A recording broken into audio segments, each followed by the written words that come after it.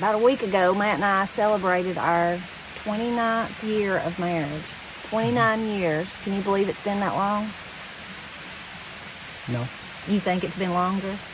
No. Yeah. In one way, it seems like just a few days. In another way, it seems like 100 years ago, don't it? Yeah. So we didn't get to do anything for our anniversary. We usually don't. We usually don't remember it. In fact, I forgot it until Matt and Katie reminded me maybe the day before. So today we're kind of making up for that. One of my favorite things to do is to go up in the woods, go on a hike, and sit down somewhere and enjoy nature and maybe eat a bite.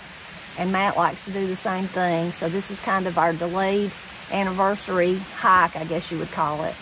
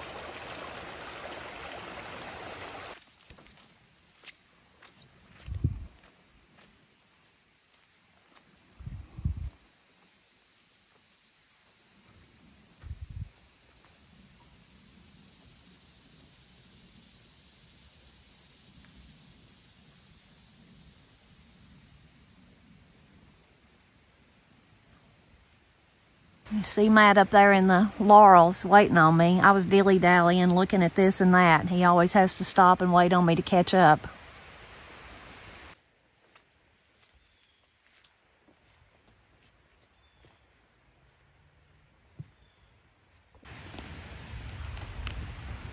Here's a tree that fell a long time ago. You can see by the smooth cut, it was cut probably with a chainsaw, I'm sure.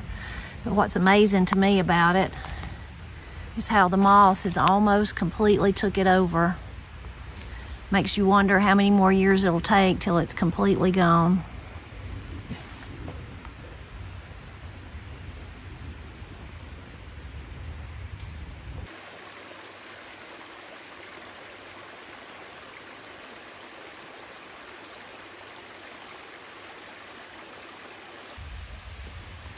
Hard to see from here, but way over there against a tree, there's a chair, just a fold-up chair, old metal chair like you see in community centers and the like.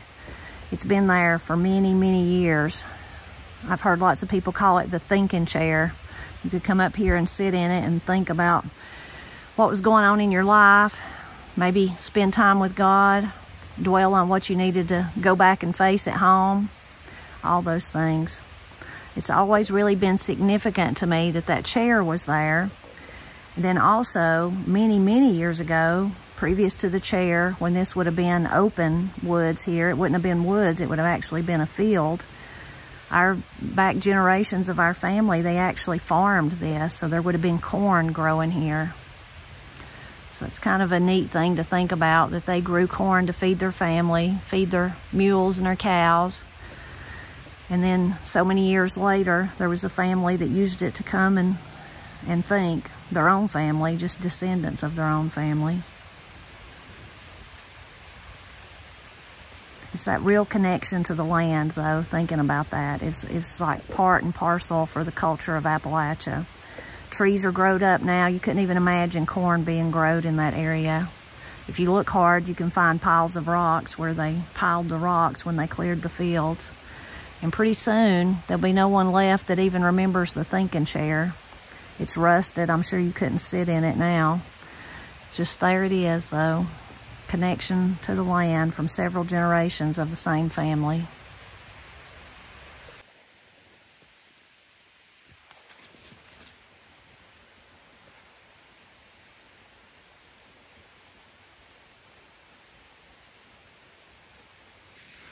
Look at this beautiful, beautiful new growth here. I'm not sure. Those look like they're going to be the Indian smoke pipe or ghost plant, but I don't know. It may just be a sprout of a tree that's coming up in the road. That's more like what I think it is because of that pink color and because of the closed off bulbs. The smoke plant is more cupped, like little bells kind of. So I don't know. I don't think that's what that is. I think that's just a new tree trying to grow. But isn't it lovely? Look at those pink colors.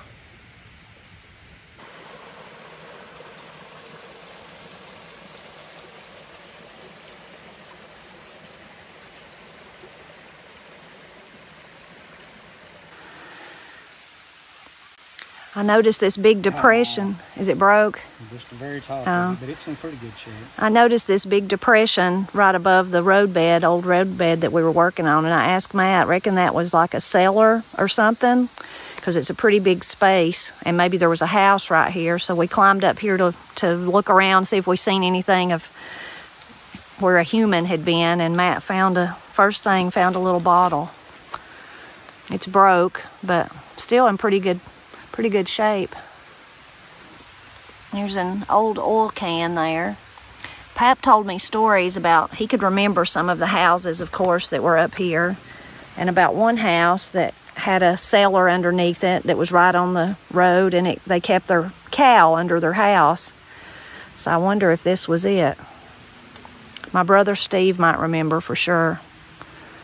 On further down, closer to our house, there was a place, you can still see it, where there was a stable, and Pap remembered it. He showed me where it was at. It was like a rock stable built up so far, and then I guess with logs from the rest of the way. It's right near the creek, though. There's another bottle. Tell, what does it say? Pepsi Cola. It's a Pepsi Cola bottle.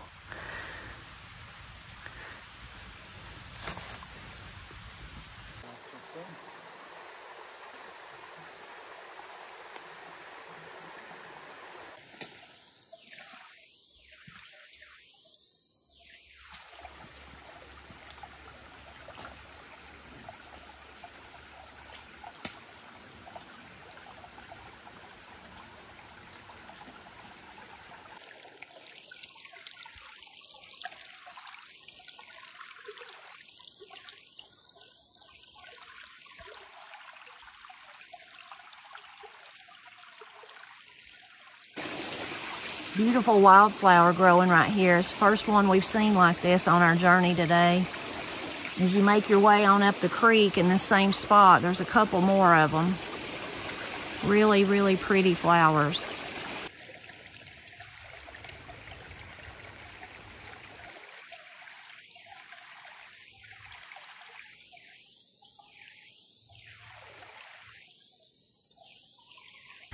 Really pretty little patch of, some people call it ground cedar, other people call it running cedar. It always makes me think of Christmas. It's such a pretty little plant.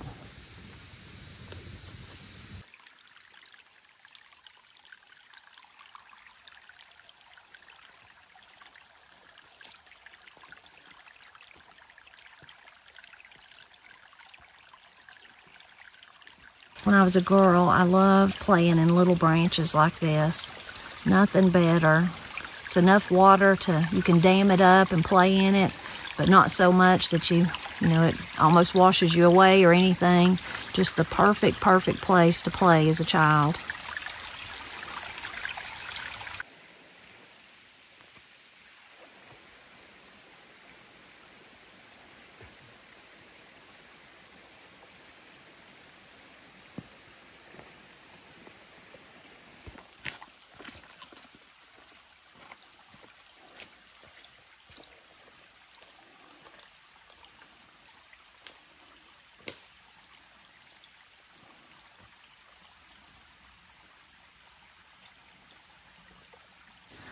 Fall of the year's not here yet, but every once in a while today, we've seen yellow and red leaves on the ground.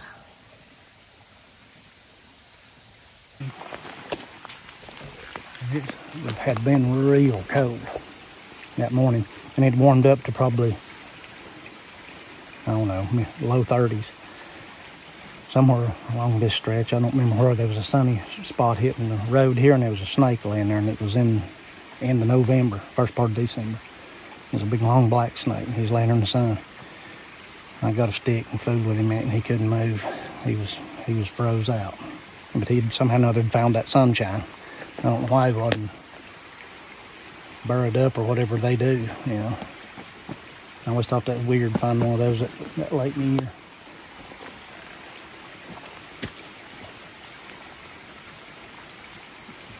And the Robertson Cove's the backside of that right there, and it climbs out right up to the top, and this is some kind of little offshoot from it that's you don't really even see, and I've just often wondered about it. I need to get in it and look at it while I'm still able.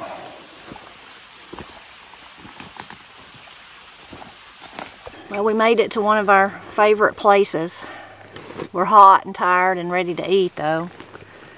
It's unbelievably muggy and humid, but then it's damp because we've had so much rain. So we're both drenched from walking under the trees and through the laurel thickets.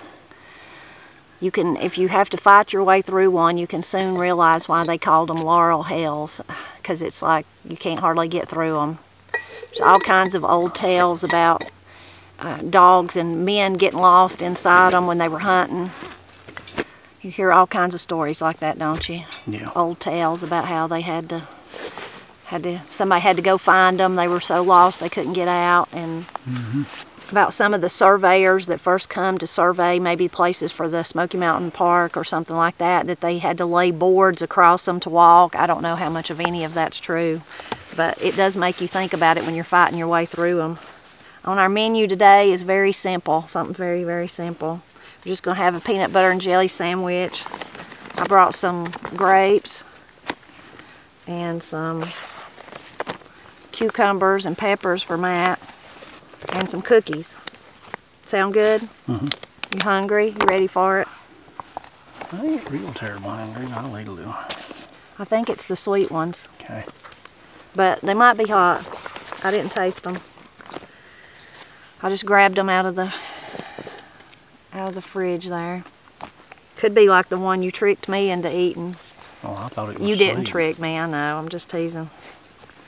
Matt thought it was going to be sweet. He ate the first part of it and it was sweet, and then the next part that I got was hot.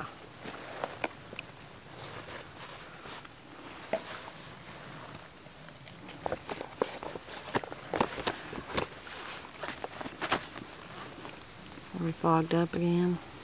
I can't tell. That's my glasses, and I put them on and they're fogged up. It looks like it would have been warm with me. Ridiculously humid. Usually it does that when you go from the inside, you know, cold air conditioning house to outside. Yeah, but it should even out by now. I probably damaged it. Nah, it weren't. I mean, my rangefinder and binoculars do that every time. Here's your napkin. Thank you.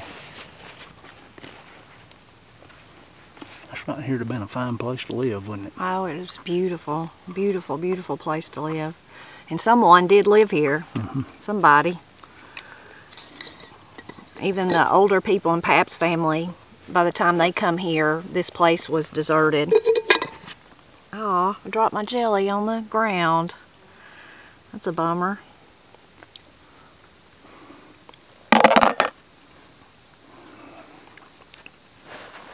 Cucumber? No, I don't think so. Get up high and they still find me. Bees have already found Matt. So my family's always called this area the pear trees, and that's because when Pap was a boy, there was pear trees here that still produced pears. Whoever had lived here was long gone. The place was deserted. There was a few outbuildings left when Pap was a boy, but they're long since gone now too. And there was not only pear trees, there was a mulberry tree, there was a bush that Pap described, and he couldn't figure out what it was, and I couldn't either. Maybe a quince or something like that, I don't know, but it had fruit on it. So his family would take advantage of that fruit, and I'm sure other families probably did too if they come through here at that time and there was fruit. You know, you didn't want it to go to waste. Everyone in those days was trying to keep the wolf at the door away, the hunger away, so you were always looking for extra stuff to put up for the winter and things like that. And no one in Pap's, like I said, Pap's grandfather, his father, they didn't know who had lived here either. The place had already been deserted. But I've often thought about them, that they put a lot of effort into it and wonder why they left, or maybe they died out, I don't know. But it would have, Matt's right, it's just the most beautiful spot. So pretty. And when Pap was a boy, those outbuildings that was still here, again, if he was coming through this area, he might look in them, or if the fruit was ripe, he would gather some to take back down through the holler to his mother and his grandmother. But he said one time he was coming, he'd been out, I don't know if he was hunting or playing or what, and he was coming by this way, and it come a storm. It was raining really, really bad, so he got inside one of those buildings to wait out the storm, him and I think it was Elsie Chastain. So that was one memory he shared with me. And another time he was up here just plundering around playing, and he got in one of those outbuildings and got up in the top part of it, and to kind of hold on, he was putting his hand along the edge of I guess it would have been the edge of the roof or whatever, and he just happened to lay his hand down on a coin, and then when he got it out, it was a nickel. Wow. And that was big money in those days to a little boy especially, so I don't know if somebody put it there like to hide it and then of course forgot about it. But that was two of the memories he shared with me about this place. One other one was him and a gang of little boys that he run around with. They were coming through here and they were hungry, and it was when the mulberries were ripe in the spring, and so early summer, they stopped and they climbed up in the tree, and they were all just eating them as fast as they could, and he was eating them too. But then he happened to look at one of them and see little mites on it, and it made him sick, and he couldn't eat anymore. And he told the other ones, "You better look at them, there's mites," and they said they didn't care. They wouldn't hurt you. It wouldn't hurt you anyway. But he said it just turned his stomach and he couldn't eat anymore. And after that, he never was crazy about seeing a mulberry, because it always bring back that memory, that memory.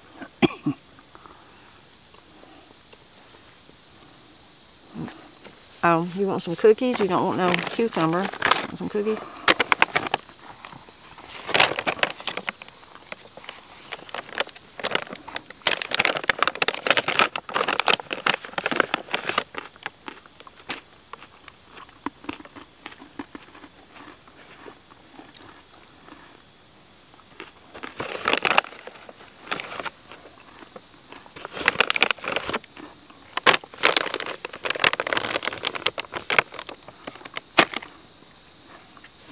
The only thing left today, you can see the remains of the chimney. If you go off down the bank, you can see the spring house, the remains of the rock where they had it rocked up. Maybe a little bit of foundation, that's about it. A little bit of cellar. A little bit of the cellar, yeah. Probably where they kept some of that fruit that they had.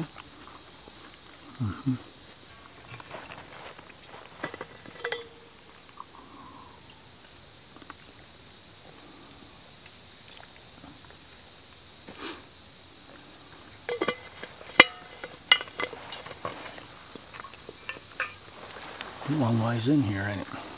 It is, yeah. We didn't plan to come this far, but the closer we got, the more I wanted to come. Not sure Matt did, but I did. I used to do that in the dark. I know, I couldn't do that. and come in here before daylight and come all the way in here and hunt. And it'd be real cold. And I'd wear just kind of like what I got on now and pack all my warm clothes in here so they wouldn't get sweaty. Put them on when you got to the tree? Got in here to where I was going to hunt and then cooled off a minute and then put my warm, change clothes, put my warm ones on, stuffed the other ones down in a plastic bag and sealed it up. That's quite refreshing to strip down and at about 10 degrees. I bet. And it's still dark, but that's cool to me. I like it. Feels good when you get your clothes back on, your warm clothes. I guess that's like the cold therapy everybody does today, getting in the water. It is cold, but once you start layering those warm clothes on, it gets to feeling better. One of the reasons I wanted Matt to push through and come on up here, which I didn't have to twist his arm too much. He wanted to come too, but he's just too hot-natured to. He said this would be a perfect trip like in January when you're not fighting the bugs and the heat and the humidity. But anyway, I told him, I said, I want to come because this is about to start deer season and we won't be able to be in the woods till after deer season. You know, two things, it's dangerous for yourself, but also mostly you just don't want to mess up the hunting for somebody else. You know, you don't want to do that. So I said it'll probably be next January before we get to come back, even in this area, you know, especially this far. And then I told him I can't help but think, you know, I guess it's the knowledge that me and Matt, I know Matt feels like this too, it's like you just turned around. This is, like I said, we're kind of celebrating our 29th anniversary.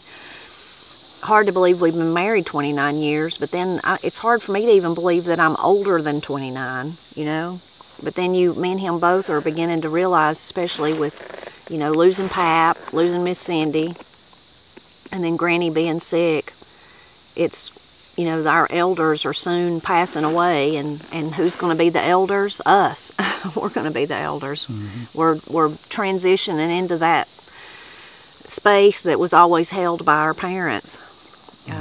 Papa Tony's still going strong, but even he was injured recently. He's okay, he's doing good, but all those things make you think about, you know, those that generation passing on, and then suddenly you look around and you're the oldest generation.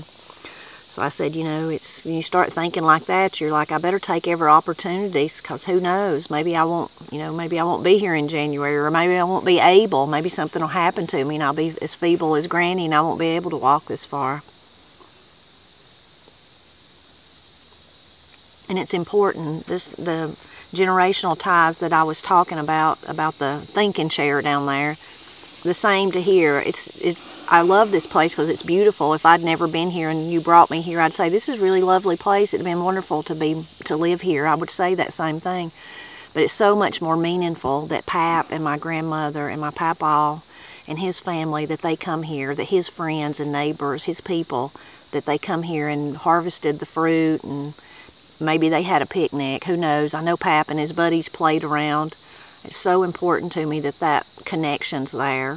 And then even the connections that me and Matt, like Matt saying he come here and hunted, and then the times we brought the girls here, and the times I've been here with Pap when I was a girl, all those things are so important. It's something you'll often hear in Appalachia, people talking about their home place. Now, this is not my home place, and it wasn't Pap's home place, but it's still part of it somehow. You'll often hear that, won't you, Matt? You hear people say, well, I've still got Mama and them's home place. You know, the house fell in, but I've still got it. And I go up there sometimes, and it's those really strong ties to that sense of place that's just so important. I'm not about to cry. I'm getting choked up on my peanut butter. So important to Appalachian culture. Those family ties are really play into that sense of place, that sense of belonging. And then you've got the stunning landscape. I mean, goodness, where we're sitting. There's been lots of times that and you've probably heard me say it too, when you see an old house, an old clapboard house or old farmhouse, I'll say that was an old home place there, which you know, kind of differentiates it from just in an old house. That or even these newer houses. They are different to me. You know, those old places reared up 1 or 2 or 3 generations of people, and those families stayed on it because they were connected real strongly to the land. Whereas a lot of people aren't that way. You know, they'll move into a house and live in it a few years, sell it and move into another, and they don't really have that sense of connected to the place, in other words. But those old farmhouses, they've got that, and to me they're different. And there's nothing wrong with people that move around and all that. It's just that really speaks to what Matt's saying, speaks to Appalachian culture. Right. There's really a common thread. And maybe sometimes too much. Maybe people should give up and leave sometimes, but it's that they hang on, and you know they don't want to leave. Maybe sometimes it'd be better for them if they did, but.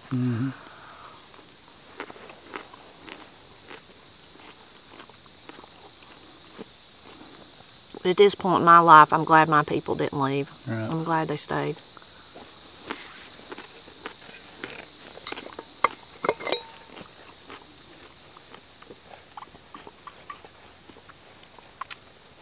How was the cookies?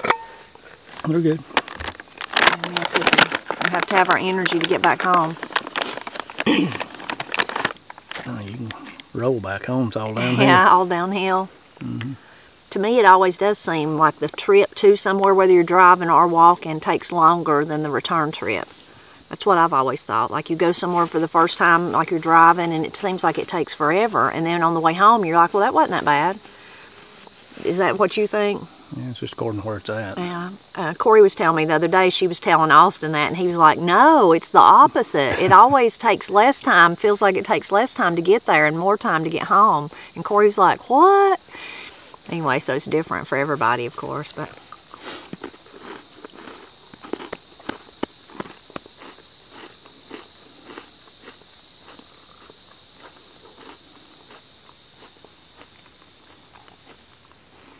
This would be a pretty area in the snow. It would. It'd be a long, hard walk, though, in a big snow. Yeah.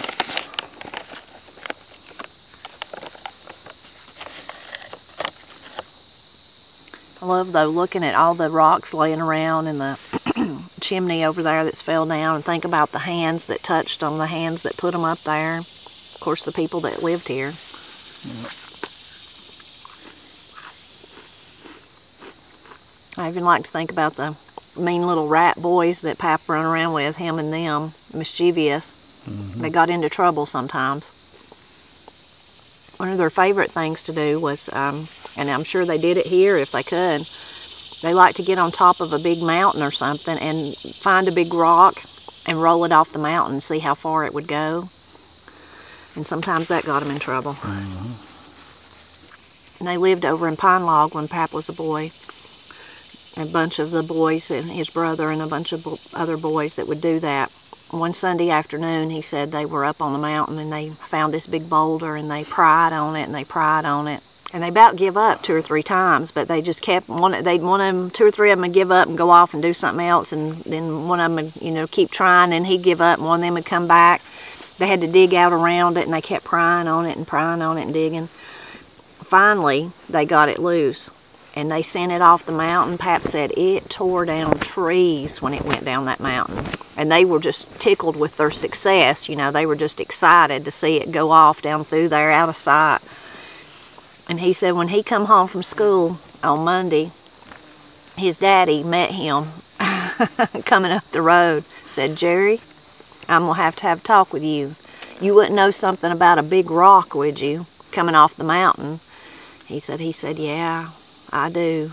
He said, well, it demolished Mr. Anderson's, I don't remember now if it was his chicken house or a woodshed or something. It demolished it.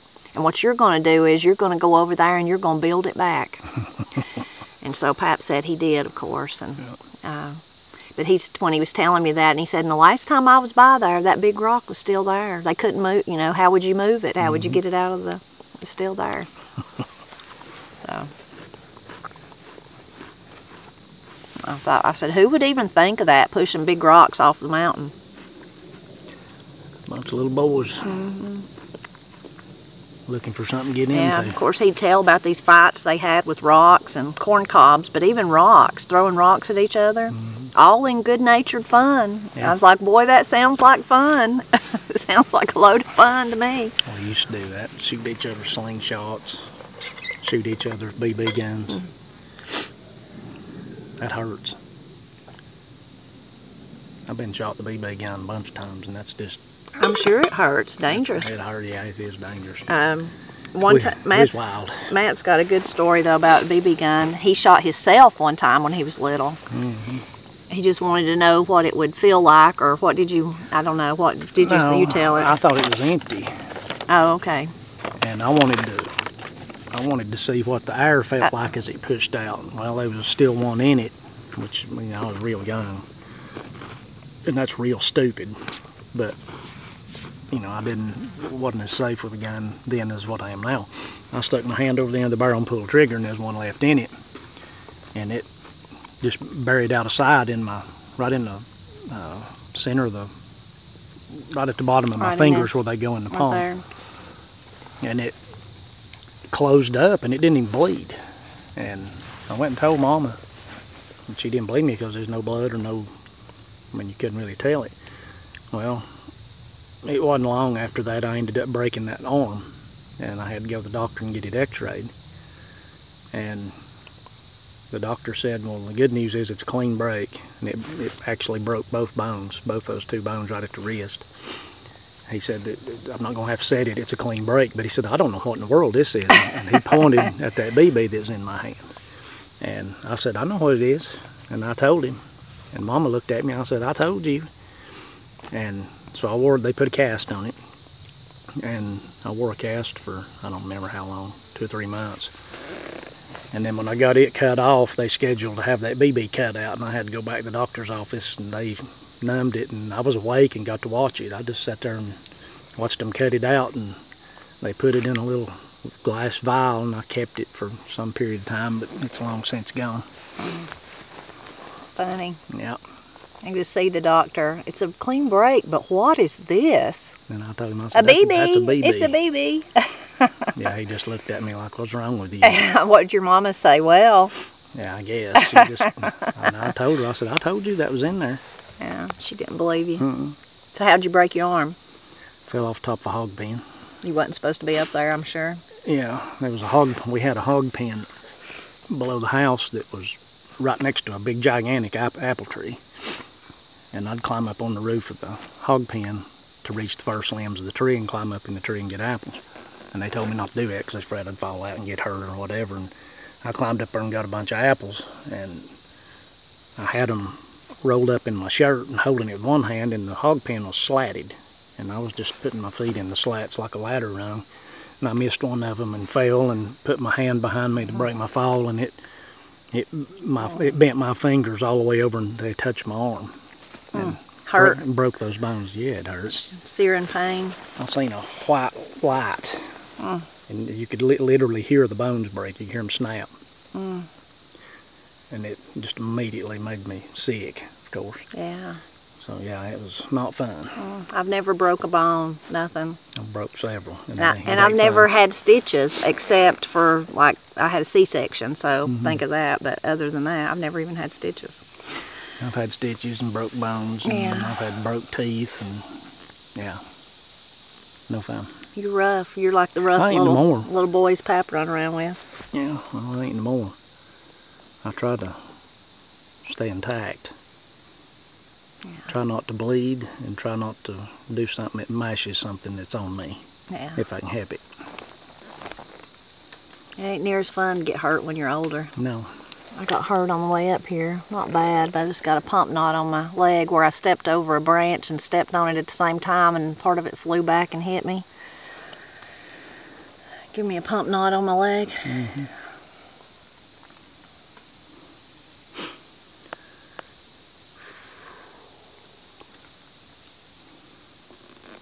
Well, I guess we better head back to the house, to the Ponderosa. Yeah.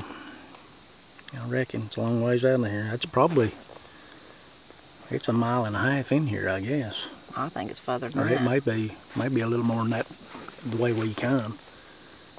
But yeah, it's a long walk. It's pretty though. Pretty walk. Mm-hmm.